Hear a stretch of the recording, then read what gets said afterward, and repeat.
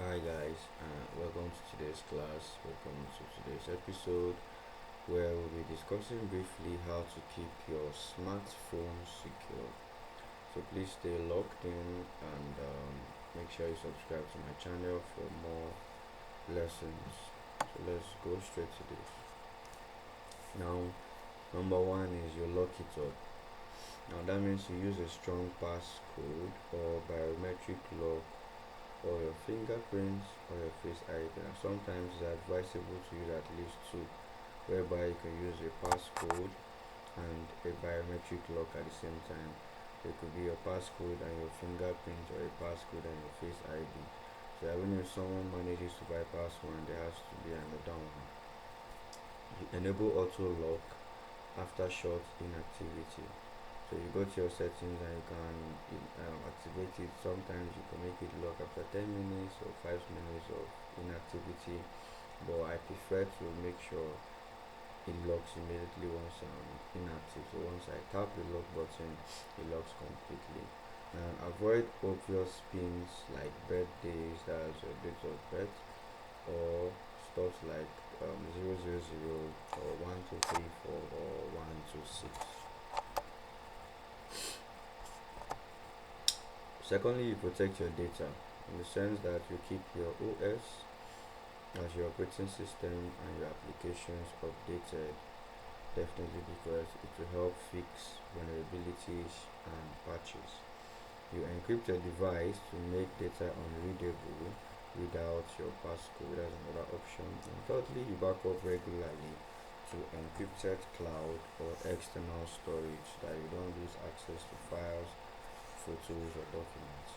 Now you use antivirus software to detect malware and phishing attempts.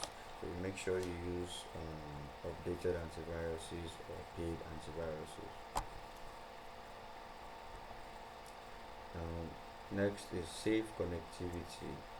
As I discussed earlier in the video, you avoid public Wi-Fi for sensitive tasks, maybe banking, social media logons, or conversations or transactions.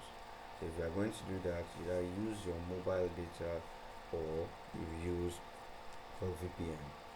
Now next, you turn off Bluetooth and Wi-Fi when not in use to prevent unauthorized access, because when you're in public places, your Bluetooth, someone could connect your Bluetooth or your Wi-Fi, it could be connected to an open port.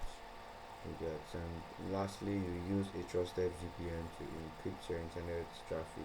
So it's advisable if you want to go about using a VPN, make sure you use a paid VPN to be completely safe. Now, how to keep your smartphone secure. You download your applications only from official stores like Google Play or App Store from the iOS devices. And you make sure you review app permissions. Definitely they'll ask you, especially if it's a new device, and you deny access to unnecessary features, because sometimes granting access to some of these features leaves you vulnerable to any kind of attack. Then uninstall unused applications to reduce risks.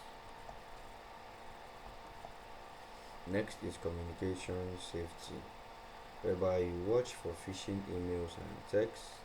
You check the sender. Like I said, if anybody is going to be sending you a suspicious text, or not necessarily suspicious, a text or a link that has to, or something that's involved with clicking and diverting it to another page or something, you make sure you confirm who is sending it and the legitimacy of where it's coming from. And you use secure messaging apps like Signal or WhatsApp that already has the ability to encrypt chats and device location to make it secure for their users.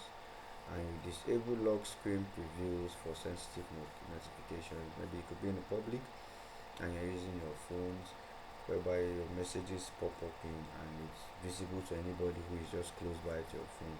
So you can disable such. Maybe when your screen is locked, notification comes in, but you have to open it first before you are granted to view such information.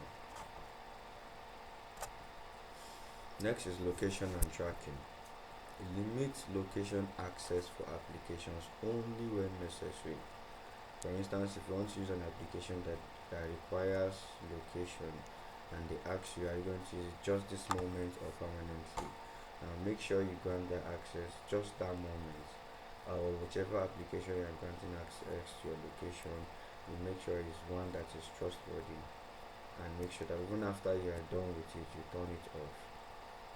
Then next, you enable Find My Device. That's for the iOS devices, or is also available on Google devices. You turn it on to locate also or wipe your phone remotely. That's if your phone has been missing, you cannot get access to it, you can wipe it or you can lock it. Now, smart habits.